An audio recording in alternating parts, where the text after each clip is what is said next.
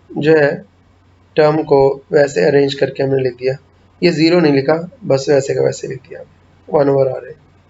q को 1 से multiply करेंगे, q ऊपर आ जाएगा, तो ये हमारे पास आ जाएगा VA is equal to 1/4 pi epsilon naught Q over R है। जनरल फॉर्म में V is equal to 1/4 pi epsilon naught Q over R, ये हमारा फॉर्मूला बन गया। अब इसमें हमने ये कहा कि 3 फार्मूले पढ़ चुके हैं हम। कूलम्स लॉ का फार्मूला था 1/4 pi epsilon not Q1 Q2 over R square, और इस 1/4 पाई एप्सिलॉन नॉट की जगह पर K आ जाएगा, Q1 Q2 over R square लिख देंगे, और E में हम यहाँ पे लिखेंगे E F over Q not के बराबर होता है, इसमें एक Q रह जाता है फॉर्मूले में, 1/4 pi epsilon naught Q over R square या K Q over R square. Comparison में बता रहा हूँ, इलेक्ट्रिक पोटेंशियल का फॉर्मूला हमने ये लिखा 1/4 pi epsilon naught Q over R, या इसकी जगह पर आप लिखें K Q ओवर R। तो ये कंपैरिजन में इलेक्ट्रिक फोर्स के फॉर्मूले में 2 चार्ज ऊपर शो हो रहे हैं मल्टीप्लिकेशन में, इलेक्ट्रिक फील्ड में 1 चार्ज रह गया, इलेक्ट्रिक पोटेंशियल में नीचे वाला स्क्वायर भी खत्म हो गया। तो ये हमने इनका कंपैरिजन कर लिया, इलेक्ट्रिक फोर्स का, इलेक्ट्रिक फील्ड का और इलेक्ट्रिक पोटेंशियल का, इनके फॉर्मूलाज का भी। आगे इक्विपोटेंशियल सरफेस क्या होती है, ये ऑब्जेक्टिव का पॉइंट है। किसी चार्ज के इर्द गिर्द वो सरफेस जिस पे हर पॉइंट पे इलेक्ट्रिक पोटेंशियल की वैल्यू सेम हो, उसको इक्विपोटेंशियल सरफेस कहते हैं। ये स्टूडेंट्स कॉपी पेंसिल होनी चाहिए। The surface around a charge at which value of electric potential remains same is called equipotential surface। लिख लेंगे। The surface around, ऑब्जेक्टिव है, MCQ है। The surface around a charge in which या at which value of electric potential remains constant is called equipotential surface। फर्ज करें मैं कह रहा हूँ इस चार्ज से दूर यहाँ पर 10 वोल्ट का पोटेंशियल है, तो इधर भी 10 वोल्ट होगा, इधर भी 10 वोल्ट, इधर भी 10 वोल्ट, इधर भी 10 वोल्ट, इधर भी 10 volt, up to so on. इस पे अगर 5 वोल्ट है तो इसके हर पॉइंट पे 5 वोल्ट होगा। इससे अगर 3 वोल्ट है फर्ज करें तो इसके हर पॉइंट पे 3 वोल्ट होगा। तो मैं फिर रिपीट कर रहा हूँ, लिखना चाहें तो लिख लेंगे, ऑब्जेक्टिव बन के आता रहता है। The surface around a charge at which value of electric potential remains same at each point is called equipotential surface. अच्छा, दूसरी बात, no work is done in moving a unit positive और in moving a charge on equipotential surface. अगर equipotential surface पे हम किसी charge को move करवाते हैं तो कोई वर्क नहीं करना पड़ता। वजह, फर्ज करें मैं इधर मूव करवाता हूँ, ये डिस्प्लेसमेंट इधर है। अब डिस्प्लेसमेंट इधर है, इलेक्ट्रिक फील्ड और इलेक्ट्रिक फोर्स इधर लग रहे हैं, तो एंगल कितना बनेगा डिस्प्लेसमेंट और इलेक्ट्रिक फोर्स का, 90 डिग्री, तो इसलिए वर्क 0 होगा। तो ये भी पूछ लेता है इक्विपोटेंशियल सरफेसेस पे पॉजिटिव या नेगेटिव चार्ज को मूव करवाने में कितना वर्क करना पड़ता है, तो आपने आंसर क्या लिखना है, 0। ये ऑब्जेक्टिव के पॉइंट बता रहा हूँ, नोट करते रहेंगे। अच्छा, तीसरा, दो इक्विपोटेंशियल सरफेसेस कभी भी एक दूसरे को इंटरसेक्ट नहीं कर सकती। क्यों? क्योंकि इंटरसेक्ट कर देंगे तो फर्ज करें ये वाली, ये सर्कल इस सर्कल को क्रॉस कर दे कहीं पे, तो फिर तो इन दोनों का पोटेंशियल उस पॉइंट के ऊपर डिफरेंट आएगा, जबकि इक्विपोटेंशियल सरफेस तो होती है वो जिस पे पोटेंशियल की वैल्यू क्या है, सेम है। तो ये आपने याद रखना है, ऑब्जेक्टिव बनती रहती है। फिर आगे एक प्रूव है, prove that volt per metre, ये इलेक्ट्रिक फील्ड के 2 यूनिट है, volt per metre is equal to newton per coulomb. हमने लेफ्ट हैंड साइड ले ली वोल्ट पर मीटर। वोल्ट बराबर किसके होता है, जाउल पर कूलम के। कल का टॉपिक मैंने जो पढ़ाया था उसको देख लेंगे, वोल्ट बराबर होता है जाउल पर कूलम के। तो इस V की जगह पर जाउल पर कूलम लिख दिया। इस मीटर के डिनोमिनेटर में कुछ नहीं था, जिसके डिनोमिनेटर में कुछ ना हो 1 होता है।